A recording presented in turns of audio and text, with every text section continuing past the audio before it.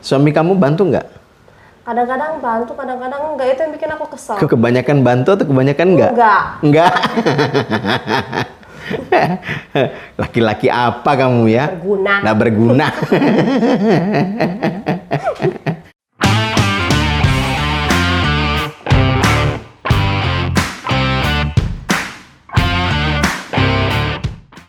Ayu Oktaviasari, betul itu namanya?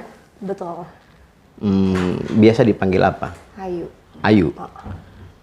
Ayu ini banyak yang mengatakan salah satu perempuan muda yang hits di Kota Palu. Di tahunnya kayaknya ya. Di tahunnya ya? Pas zamannya sekolah. Zaman sekolah. Itu kalau nggak salah tahun 2006 sampai 2007. Waktu itu saya kan memang penyanyi. Oh, penyanyi. Jadi suka ngikut-ngikuti band kayak gitu. Apa sekarang aktivitas? Sekarang aktivitas saya lebih ke ini apa? Kecantikan. Kecantikan. Jadi nggak salah ketika saya mencoba cari tahu bahwa ternyata Ayu ini salah satu perempuan yang cukup hits di kalangan kaum milenial. Apa betul begitu? Atau hanya sekedar isu saja itu? Saya nggak tahu ya, mungkin itu persepsi orang. Kalau saya sih biasa aja nanggapinnya. Gitu. Sekarang umur berapa nih? Sekarang memasuki 30 tahun. 30 tahun. 30 tahun sudah berkeluarga? Sudah? Udah punya anak? Sudah, 2. 2 orang. Perempuan, laki? Semua cewek. Semua cewek. Wah, luar biasa. Tentu cantik-cantik dong kayak ibunya. Iya dong, kayak aku. Jadi nurun ke anak semuanya. Nurun ke anak. Pede banget dia. Pede memang. Oke, bisa cerita nggak masa-masa muda kamu? Apa yang menarik yang bisa kamu ceritakan tentang masa muda kamu? Apa ya? Saya itu dulunya vokalis band. Saya suka nyanyi-nyanyi di kafe, ikut-ikut lomba, kayak gitu-gitu. Umur berapa itu? Waktu itu umurnya sekitar 15 sampai 17 tahun. 17 tahun. Zamannya waktu itu kita dibayar loh. Oh, dibayar? Atau hanya ikut-ikut festival atau gimana? Itu beda lagi. Oh, beda lagi ceritanya. Kalau itu kan nge-band sama teman-teman band. Memang pernah juara? Kalau juara sih bukan juara 1 atau 2 ya, cuma best vokal. Oh, best vokal. Best vokal aja. Berarti dulunya seorang vokalis band. Iya, gitu. Dari vokalis band itu juga nyanyi-nyanyi di kafe. Iya. Ketemu sama Pak Rizky berarti di kafe juga dong? Enggak, Bukan di kafe? bukan, di rumahnya. Di rumahnya? Karena dia ketua penyelenggara waktu itu di tahun 2007, dia ketua penyelenggara band indie kalau nggak salah. Benar kayak gitu. Oh, I see. Saya mengerti. Berarti Ayu itu ikut acaranya Pak Rizky di event organizer-nya dia waktu itu ya? Seperti itu. Apa yang membuat Mbak Ayu memutuskan berhubungan? Jadi ibaratnya gini, kan agak terkesan sedikit menggelitik nih antara peserta grup band dan penyelenggara. Terus tiba-tiba memutuskan untuk menjalin hubungan dengan Rizky. Apa yang menjadi dasar pemikiran Ayu untuk membangun hubungan dengan Rizky? Awalnya sih kita memang kemarin karena saya vokalis, saya peserta, terus Pak Rizky ketua penyelenggara. Jadi kita ke rumahnya dia untuk kasih rekaman lagu kita, lagu ciptaan kita, karena pada waktu itu memang ketua penyelenggaranya sendiri minta kita nyiptain lagu, nggak boleh bawa lagu ke orang gitu. Karena dia mau tahu karakter suara pesertanya masing-masing gitu. Oh, jadi band indie begitu ya, Ya, buat lagu sendiri, buat lagu sendiri. nggak cover lagu orang? Nggak boleh kata dia, karena dia salah satu juri juga gitu, yang menentukan siapa yang bisa menang nantinya gitu. Dan kebetulan waktu itu saya kalau nggak salah dia nilai tertinggi untuk best vokal, jadi saya waktu itu best vokal. Tapi saya yakin kayaknya penilaiannya tidak fair. Saya nggak tahu juga sih, soalnya dia ngejar-ngejar juga. itu dia masalahnya. Jangan-jangan karena ada udang di balik batu makanya. Bisa jadi. Bisa jadi. Terus habis itu pacaran? Pacaran, kalau dibilang pacaran sih enggak, cuma teman. TPM gitu loh, kalau zaman dulu teman tapi mesra gitu. Tapi enggak yang macem-macem, cuma teman jalan gitu. Cuma karena dia pengennya lebih, dia ngajaklah saya nikah gitu. Oh gitu. Kenal 3 hari aja waktu itu. Kenal 3 hari sudah berani ngajak nikah? Iya. Kenapa berani memutuskan menerima Rizky dengan waktu sesingkat itu kamu mengenal orang ini? Awalnya belum sih, saya langsung terima. Tak pikir cuma main-main aja kan. Tapi karena dia kekeh banget buat mau nikah ngomongnya sampai ke orang tua. Jadi di situ saya yakin, oh berarti dia ini mau serius sama saya, nggak mau main-main gitu. Jadi di situ saya mulai mikir, ya udah deh, mungkin ini memang jodoh dari Allah kan gitu. Jadi saya terima.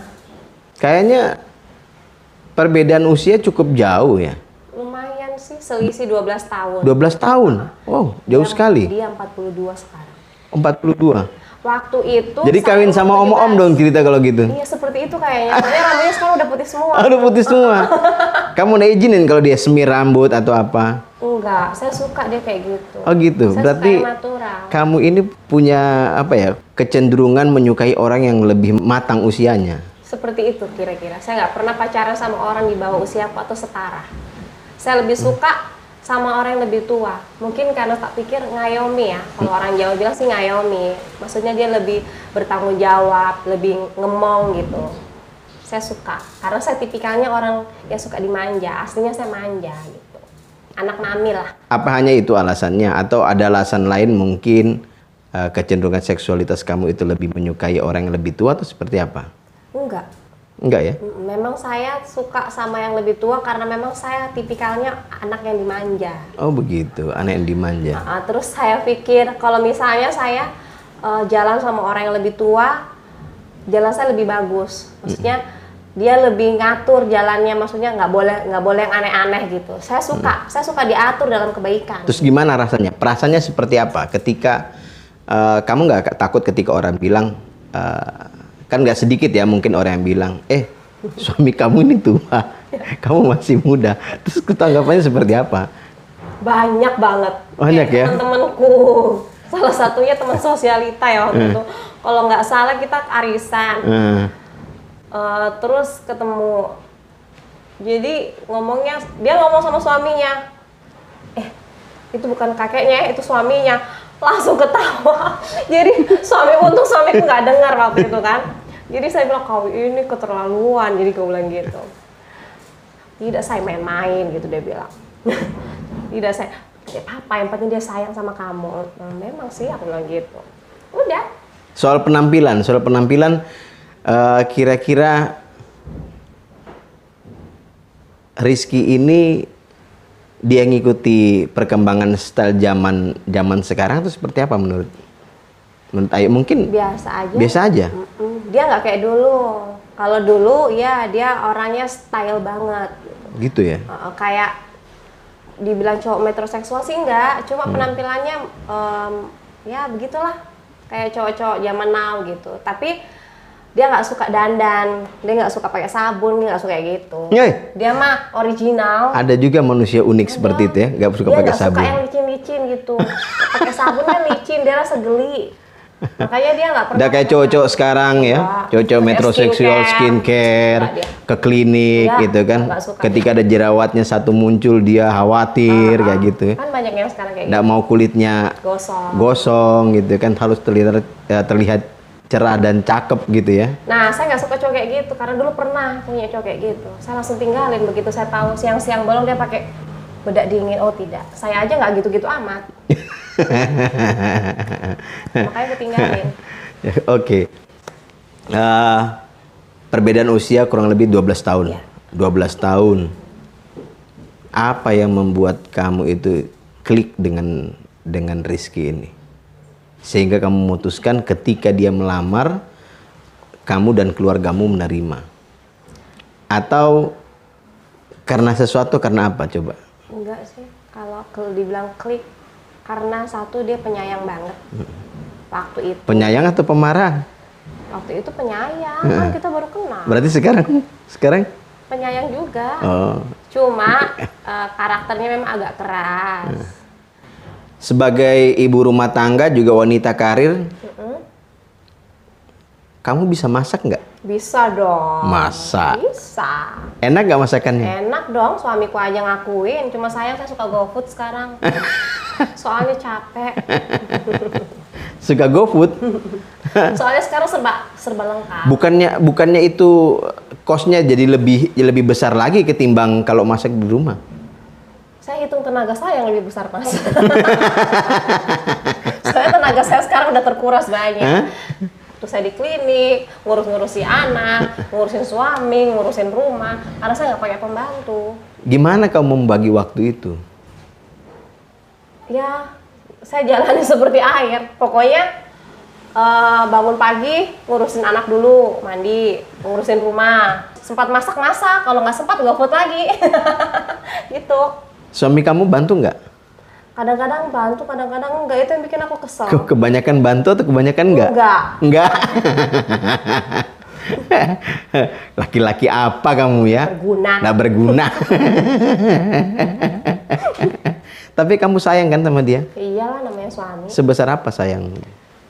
Sebesar apa ya? Yang jelas lebih besar cintaku ke mama. Mama yang melahirkanku. Baru anak-anak, suami nomor 3. Bukannya kalau dari ajaran agama Islam, kamu kan muslim kan? Iya, muslim. Nah, ketika kamu sudah bersuami, maka kamu harus lebih cinta terhadap suamimu dong daripada orang tua. Iya, benar. Kita harus lebih mendengar suami, tapi untuk cinta belum bisa cinta full kayak cintaku ke mama, karena kan namanya mama yang udah melahirkan kita kan berbeda. Betul juga sih ya. Apa yang paling kamu nggak suka sama kepribadian suami kamu? Kasar. Mulutnya kasar. Mungkin karena dia suka main game kali ya. Karena kebanyakan kalau di PUBG itu kan gitu, orangnya suka maki-maki nggak jelas kayak orang gila. Ya itu mungkin kebawa juga kali, atau karakternya memang dasarnya kayak gitu. Kasar ya? Kasar. Mulutnya kasar. Selain itu apa? Males. Memangnya Rizky itu males? Mandi aja dia males, apalagi mau bantuin kita di rumah. Oh my God. Males dia. Segitu parahnya ya? Pokoknya dia suka dilayaniin aja. Tapi kok kamu suka? Sudah terlanjur jadi suami, gimana coba? Sering dong berarti berantem. Sering, berdua. itu udah Sering kayak ya? makanan hari-hari. Makanan hari-hari. Tapi nggak tahu kok sampai bertahan sampai 13 tahun. Tapi kadang-kadang kalau sesuatu yang kelihatannya hanya tenang-tenang saja itu tidak seru juga gitu. Iya, memang sih. Bahkan banyak mungkin teman-teman saya yang hubungan rumah tangganya itu yang tenang saja tiba-tiba tidak ketahuan pisah gitu kan. Iya, malah yang sering bertengkar tuh yang kadang-kadang awet. Aneh juga ya. Ada yang bertanya nggak kenapa kamu harus menikahi suamimu? Banyak yang kaget, maksudnya kok bisa menikah secepat itu, terus menikah sama ini, bla bla bla, pokoknya banyak. Saya cuma bilang satu, jodoh, memang Allah sudah jodohkan, sudah takdirkan memang. Jadi nggak bisa dirubah lagi takdir Allah, itu aja saya bilang, jalani aja. Oke. Kamu kan anak yang kedua, anak tengah ya. Anak tengah, seperti yang kamu sudah katakan bahwa kamu sayang banget sama orang tua kamu. Apa sih impian yang ingin kamu wujudkan untuk orang tua kamu? Masih tetap sama seperti dulu, saya kepengen bikin mama bahagia dan bangga. Bikin bahagia kan semua orang bisa bikin bahagia. Bahagia. Dalam bentuk apa itu? Dalam bentuk kasih sayang satu, karena memang saya kan tidak tinggal sama mama. Jadi saya pengen lebih mengurus mama ke depannya nanti. Masa tuanya mama saya pengen urus. Terus saya kepengen bahagiakan dia, termasuk bangunkan mama rumah. Seperti itulah kira-kira. Kalau seandainya tidak ada pandemi, tidak ada COVID, selain di Indonesia, kota mana yang pengen kamu kunjungi? Dan siapa yang ingin kamu bawa? Selain di Indonesia, berarti di luar negeri ya? Saya pengen umroh. Pengen umroh? Nggak ke Singapura, ke Thailand? Enggak. Ngerasain pantai di Kepengen, Phuket? cuma karena Karena pandemik ini kita jadi apa ya, jadi takut sendiri. Sekalipun pandemik sudah berakhir, tapi tetap saya takut. Jadi pengen umroh. Saya tetap pengen umroh. Ingin Bersama keluarga. mendekatkan diri sama Tuhan. Iya, sama Allah.